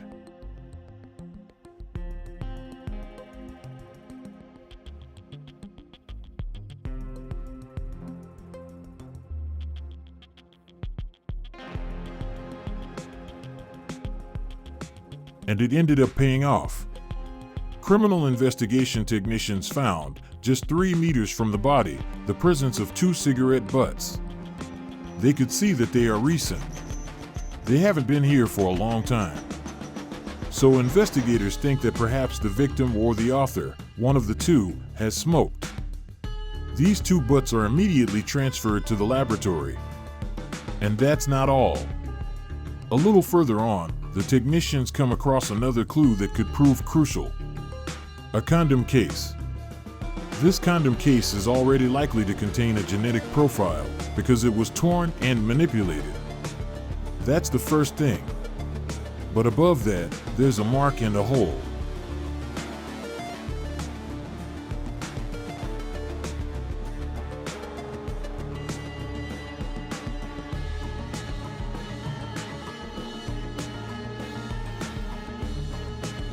It's an important element that they'll be able to work on to increase the distribution of these condoms. By expanding the search on the cemetery's outskirts, the police officers make a new discovery. In the street that runs along the cemetery and leads back to the city center, in the gutter, we found a condom. It contains a liquid inside, bleach, which is supposed to be sperm. Of course, it's an omen. But what's interesting about this condom is that there are red spots that look like blood. So they think that at that moment, the author must have lost this condom. These scattered clothes, these cigarette butts abandoned on the crime scene, and above all, this used condom close to the girl's body, allow investigators to draw a first profile of the victim or the murderer. And they think it's a particularly disordered and coarse way of operating.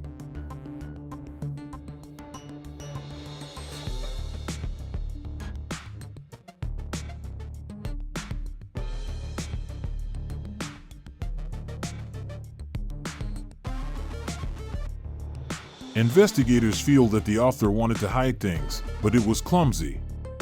It's the little pussy that gives us these clues to get to the bottom of it all. Precious clues, of course, but they now need to be analyzed.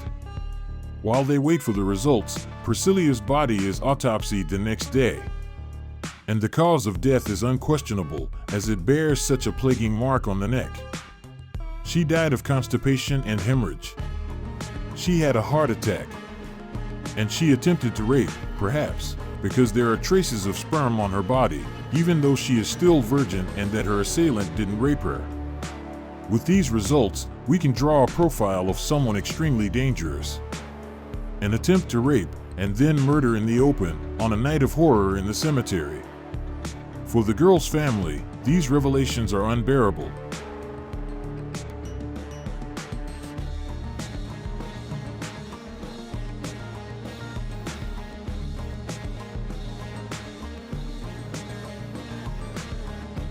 At the gendarmerie, the pressure is at its peak.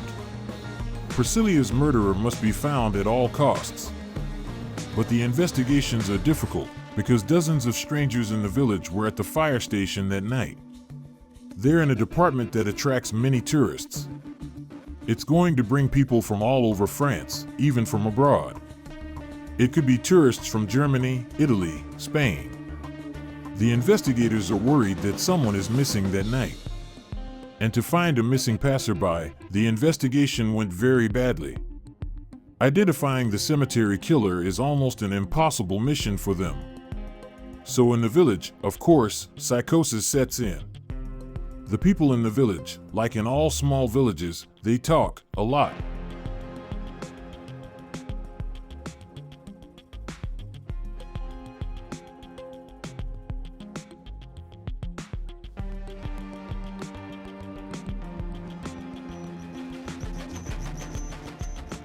According to rumors, it's one of them, then another. They go out into the village and think maybe it's him. It could be my neighbor, my friend, my husband, my brother. Everyone's a suspect.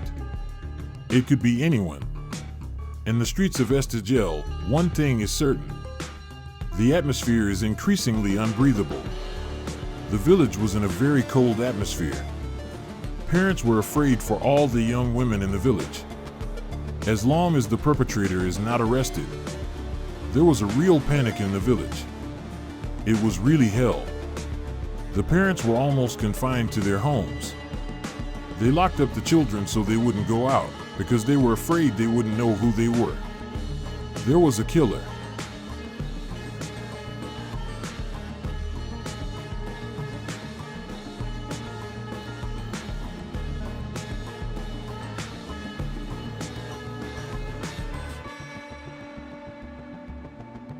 Three days after the murder of Priscilla, the gendarmes have no clue. They are also worried. What if the nightmare started again? What if Priscilla's murderer came to strike again? They know that a predator has tasted this crime. At all times, there is no shelter that starts again. So we have this pressure to find him quickly, to put him out of danger, to avoid that there are other victims in this village or around this village. This morning in Estegel, all the towns, all the villages. A week had passed since the murder. As they gather, the villagers ignore it, but the gendarmes are there, unaware, attentive to any behavior that could be suspected. Without any result. Thus, they now focus everything on DNA tests, those performed on Priscilla's body, and on their clues, including the famous condom.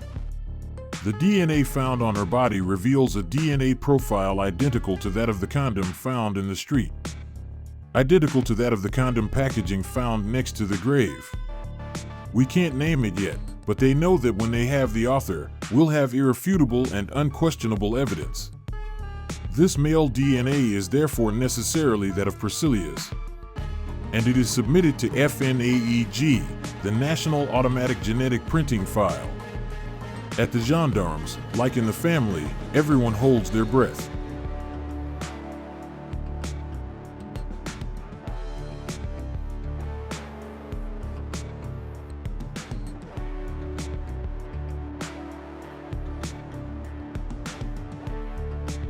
Now only one alternative is available to investigators.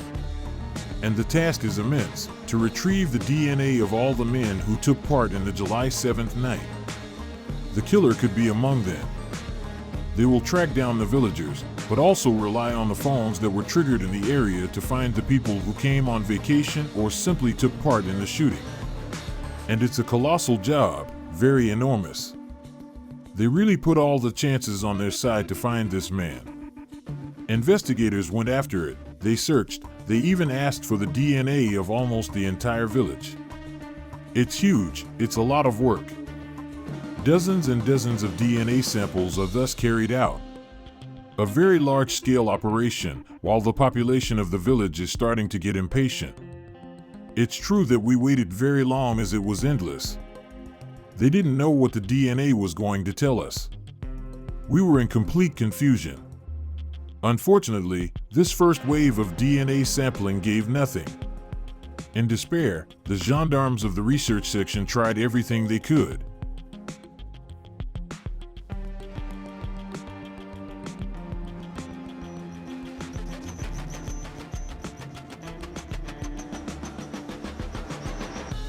A month after the crime, they launched a national call for witnesses, but with no great results.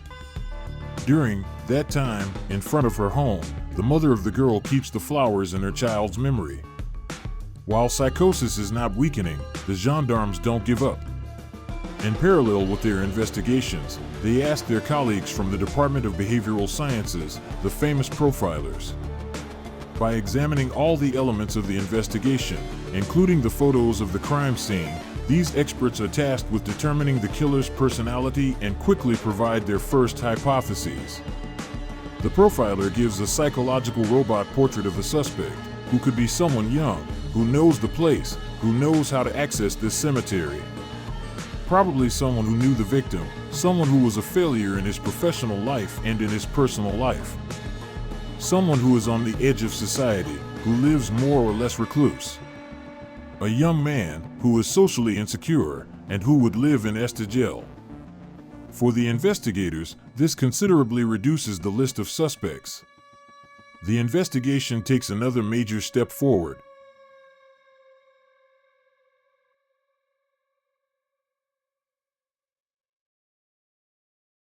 The serial number of the condom case were discovered in the Estegel cemetery.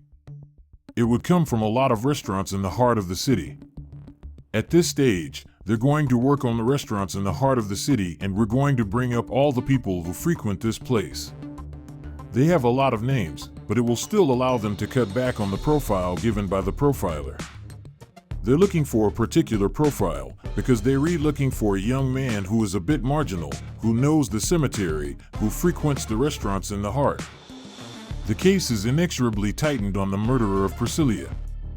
In mid-August 2019, there are only about 20 inhabitants of Estegel left who may correspond, but whose DNA has not yet been taken. This is where an unexpected testimony reaches the investigators. The testimony of a resident of the village who is very intrigued by the behavior of her young neighbor. Since the incident, she has repeatedly seen this individual walking around the cemetery on the path on which the condom was found.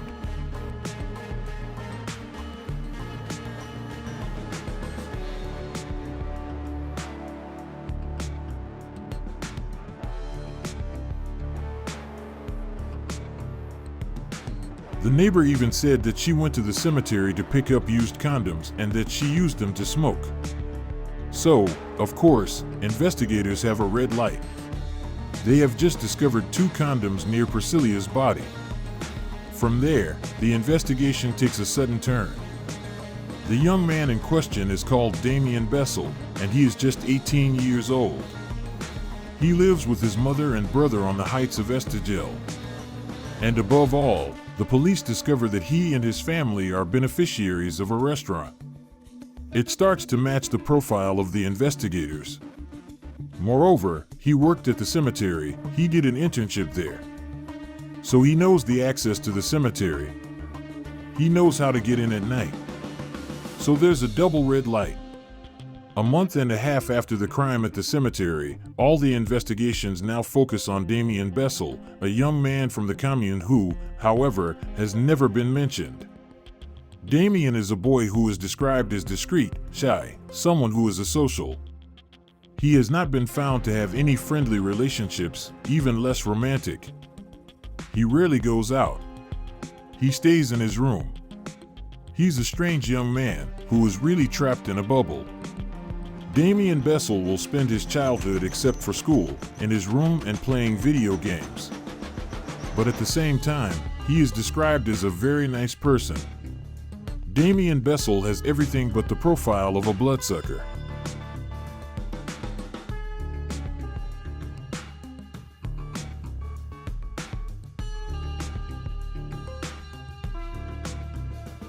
But that doesn't stop the gendarmes from summoning him on August 20th, 2019 to take his DNA, which he couldn't have done before, because he was on vacation hundreds of kilometers from Estegel. When he arrives at their premises, the investigators are a little surprised. Here they are, in front of an uneducated high school student who seems to have just come out of adolescence. But his attitude will confirm their intuition. They are on the right track. He's going to be reluctant. He's the only one who's going to be reluctant for his DNA sampling.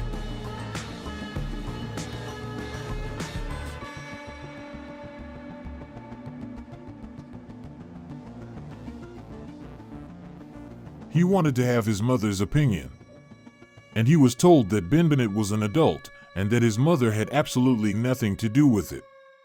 The investigators don't let anything show, but they are on alert. So they insist. And finally, Damien agrees to give his DNA. But at the time of the sampling, he leaves a funny comment. In fact, he says that he has already seen it on TV, that someone's DNA could be put on a crime scene without him going there. And this is the moment when it's really going to forge their conviction. The gendarmes are waiting for the laboratory results. Will his DNA match the genetic profile discovered in the condom near the cemetery? And then they realize that it's Damien Bessel. It's an intense interlude. At this stage, they say to themselves, that's it, the work is done. Now they just have to finish it. And right away we go into the operational phase. It's October 1st, 2019. Almost 3 months have passed since the death of Priscilla when the gendarmes proceed with the arrest of Damien Bessel. In front of him, the chief adjutant pulls the door, a specialist in surveillance interrogations. They feel that we are dealing with a kid who will have to show that he has made a big mistake without judging him, so that he can let go and trust them, and that way, they will try to understand him, to trust him. At first, the gendarmes go easy.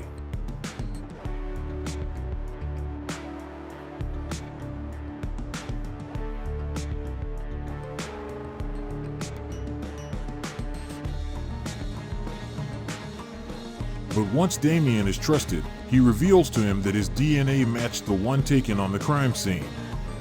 The young man quickly finds himself back to the wall and tries to justify himself. So he brings us a version that, in case we have his DNA, can match certain elements of the investigation. He said he went to the cemetery, that he saw the victim's body, that he saw that she was injured, but that he did not alert the emergency services because he was afraid he would be accused of being the perpetrator of the attack. But he denies the evidence because it's part of his personality too. He is of total immaturity, 18 years and a few days.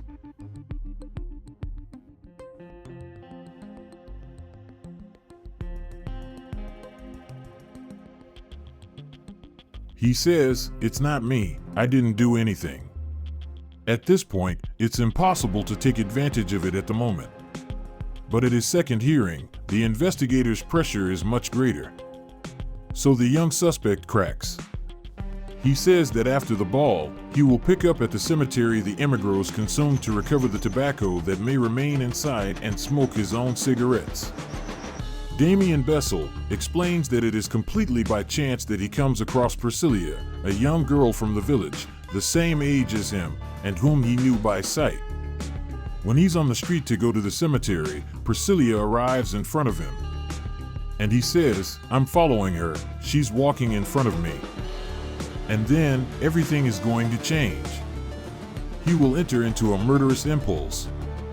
He has a terrifying expression, because he will say that he had the taste of blood, he wanted to kill, and above all, he said to himself, "She is for me."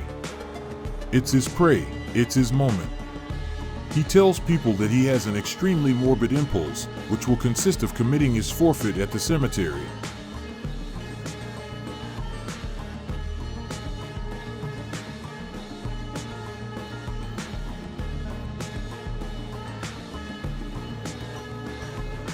In front of the investigators, Damien continues his story. While the village's party is in full swing, he leads Priscilla down the street that runs along the cemetery, a street that is completely deserted. He will explain that he grabs her with his left hand by the hair, that he puts his right hand on her mouth so that she doesn't scream. After, he drags her all the way to the cemetery. When he goes to the cemetery, he will tighten his neck until she loses consciousness. And then he will describe sexual acts of nature. For Priscilla, the nightmare is just beginning. Damien admits that he wanted to abuse her unconsciously, with a condom, but without succeeding until the moment when his victim regained his senses. He explains that afterwards he saw a knife on the edge of the sink where people used to water the flowers on the graves. He took that knife and admitted to having carried a knife at the level of the neck on the victim. He remembers well that he puts this blade down because he says he drinks spiked blood, so he doesn't hesitate to talk about blood. We have the impression that he does not realize the atrocity of this act he has committed. This innocent young woman, sacrificed between two tombstones, even investigators have dared to name her.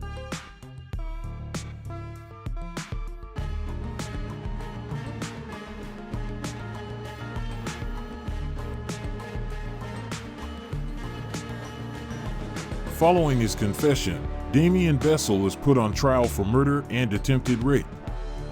He is incarcerated. When Priscilla's relatives discover the killer's identity, it's a real revelation. It was a blow because this man, his mother, and he came to say hello to the family's victim. The murder was even present on the day of the White March. He was practically in front too. And he did the innocent.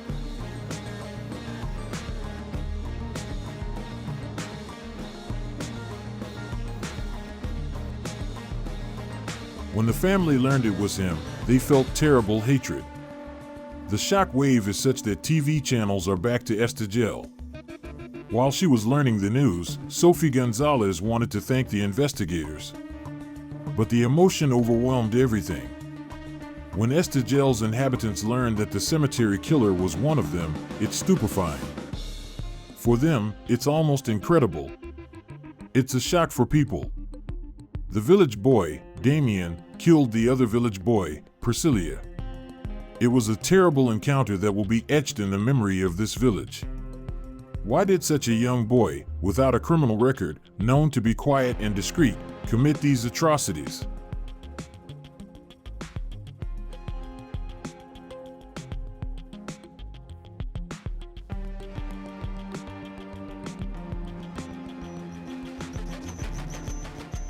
To understand this, the judge called for Alain Pennant, a renowned psychologist in the courts.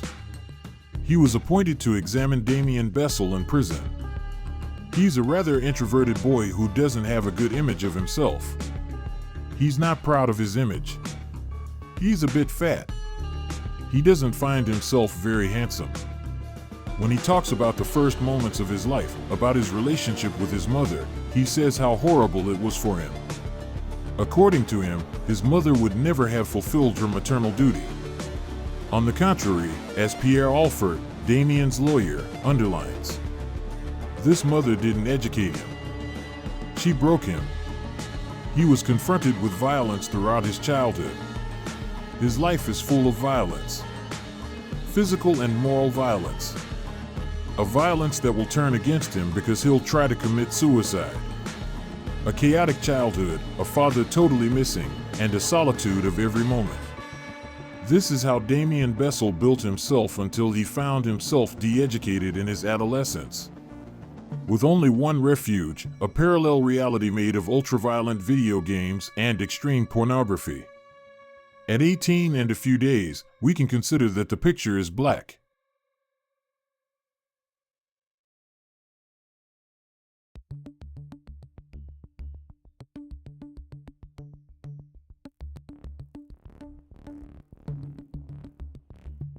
Damien Bessel is not a degenerate. He was not well raised by his mother. In Estegel, some residents also point to Damien's mother. They think she's partly responsible for what happened, to the point that she's even forced to move. Meanwhile, investigators make a new discovery by searching Damien's computer. The boy seems extremely tortured. They realize he's been into pornography since he was a child. He was particularly interested in pornographic videos.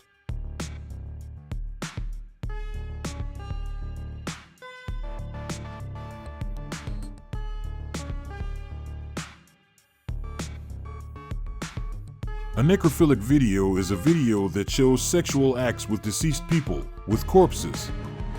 Unbearable images that Damien Bessel despised. Of course, in the police, it all echoed terrible circumstances in the cemetery of Priscilla's murder. It's hard to imagine that at 18, you can accumulate so much horror in a human mind. A famous lawyer said to the accused, "You taught hell a lesson."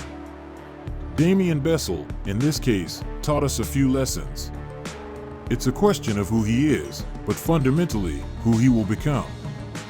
He's only 18. Despite his young age, Damien Bessel is facing a heavy conviction in his upcoming trial. The stakes are considerable. There was a very important stake. It was either life or 30 years.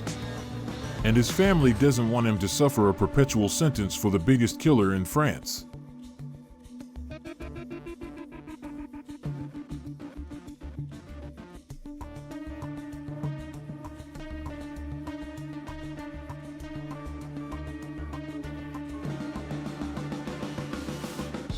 Perpignan Court, October 31st, 2022. More than 3 years after the events, Damien must answer for murder and sexual assault on Priscilla Gonzalez. Given the impact of this case in the region, many people came. Everyone rushed into the courtroom to discover the real face of the cemetery killer. It's really surprising the distortion between the facts and who he is. He's a young man who looks like a student. He wears glasses. He's very polite. He's a child, a teenager. Faced with the horror of his crime, Damien remains silent and expresses no remorse. His lawyer knows the case isn't won, but he tries his best. Damien Bessel was a child who suffered. His life was ruined, and he managed to ruin his own. It's an absolute tragedy. Even Sophie, the victim's own mother, wasn't very lucky in her youth. She was moved and saddened. But Sophie's pity was quickly swept away by the story of the torture inflicted on her daughter. He had hurt her baby. She ends up telling him what he had done was horrible. He had taken away. He had ripped a part of my bowels. Priscilla's family was the core, the one they protected.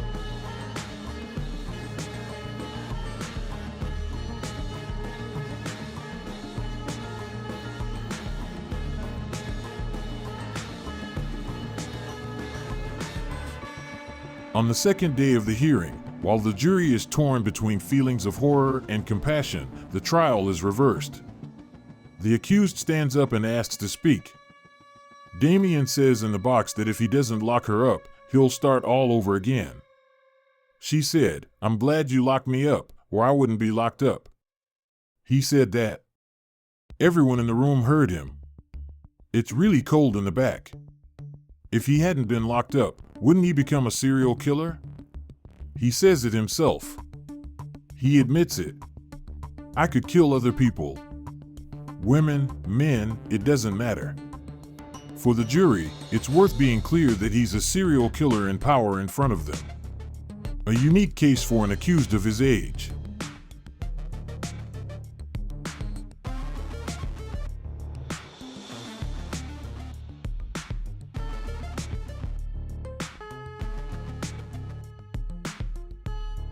What's surprising about this young boy is that he says the best place he can be is in prison. He almost asked to be locked up. So, faced with this extreme risk of resigning, the Attorney General demands the maximum, criminal imprisonment for life. Only the psychologist has a glimmer of hope. We can't say that a post-teenager is irrecoverable. It's impossible to think that a kid like that is not likely to evolve and evolve favorably. But he has to use detention to think about himself. And that will happen if he does it through psychological support and also educational support. After 3 days of hearing, the verdict falls. Damien Bessel is sentenced to 30 years of criminal detention, including 20 years of security for murder and attempted rape on a vulnerable person. He doesn't appeal.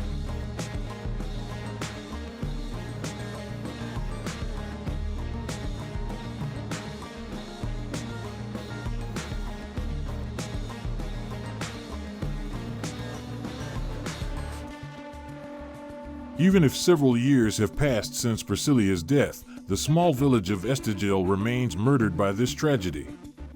Almost every day, Sophie, Priscilla's mother, goes to the cemetery to gather herself on her grave, a grave located less than 5 meters from the crime scene. She is buried in the cemetery where she died. You have to imagine the horror that this woman must go through.